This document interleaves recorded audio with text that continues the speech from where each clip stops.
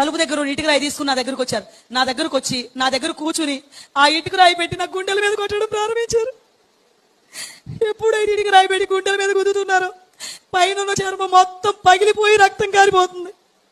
10 దెబ్బల వరకు భయంకరమైన బాధ, తట్టుకోలేనంత బాధ. విపరీతంగా వచ్చేసి చర్మం అంతా పగిలిపోతుంది, రక్తం కారిపోతుంది. విరిగి ఎలా పడిపోతుందో అలా నేను బోర్లాగా పడిపోయాను. ఎప్పుడైతే నేను బోర్లాగా పడిపోయానో ఆయనకి ఎంత బలం ఉంది, అంత బలంతో ఒకే ఒక్క దెబ్బ వేశారంటే అది వేడి పెన్ను పోసుకు అడ్డంగా దిగిపోయింది గోడలు. నిజంగా మన దేవుడు గొప్పవాడు కనుక నన్ను బ్రతికించాడు, కానీ లేకపోతే వెన్ను పోసు 2 ముక్కలు అయిపోవాల్సింది. ఆ బాధను భరించలేక మళ్ళీ అరుస్తూనే వెల్లికిలా తిరిగిపోయాను. ఎప్పుడైతే వెల్లికిలా తిరిగానో ఛాతి దగ్గర నుంచి మోకాళ్ళ వరకు ఎక్కడ అవకాశం ఉంటే అక్కడ అదే గొడ్డలు పెట్టి నరిగేస్తున్నారు. ఇటు అరుగుతుంటే అటు తిరుగుతున్నాను, అటు అరుగుతుంటే ఇటు తిరుగుతున్నాను. అనుకోకుండా ఒక గొడ్డల దెబ్బ వచ్చి కరెక్ట్ గా నా ఎడమ వైపున ఉన్న మోకాల్లో దిగిపోయిందండి గొడ్డలు.